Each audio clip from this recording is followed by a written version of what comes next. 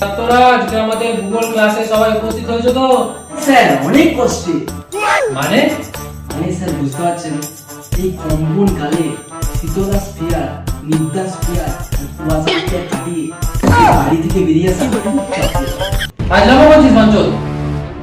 সবাই চুপ করে বস, এবার ক্লাস শুরু করবো। আজকে তাহলে আমি তোমাদের ভূমি, বায়ু আর মাটি থেকে কোশ্চেন ধরবো। রবি, তুই প্রথম প্রশ্নের উত্তর দে। বল, উষ্ণবায়ু কাকে বলে? স্যার শীতকালে মূলা চাষ হয়, আর মূলা পেটের বায়ু ত্যাগ করতে সাহায্য করে, অর্থাৎ পাত। আরে তুই এখানে মূলা কোথায় পেলি রে?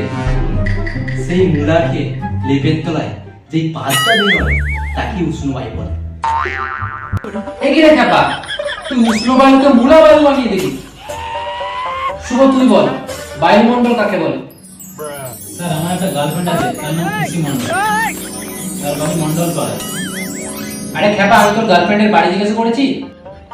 আহা স্যার, মন্ডল পাড়ার উপর দিয়ে যে বাড়ি বয়ে যায় তাকে মন্ডল বাড়ি বলে। তোরা আমাদের মুনু কোথায়, মানে মুনু কোথায় রে? মুনু আসেনি? এই তো স্যার আছি। ঠিক আছে মুনু, বল মাটি কয় প্রকার ও কি কি? স্যার মাটি তিন প্রকার, বেলে মাটি, এঁটেল মাটি আর দোআঁশ মাটি।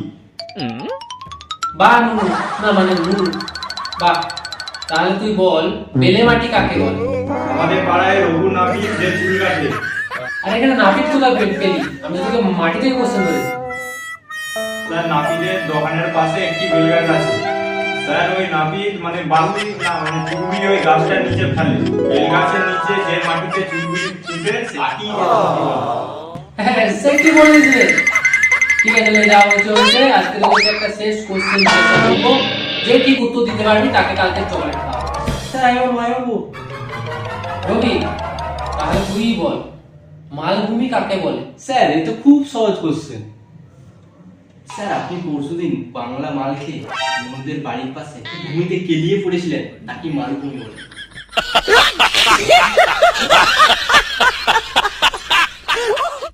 বেয়াদব, মাস্টারের সঙ্গে ইয়ার্কি হচ্ছে?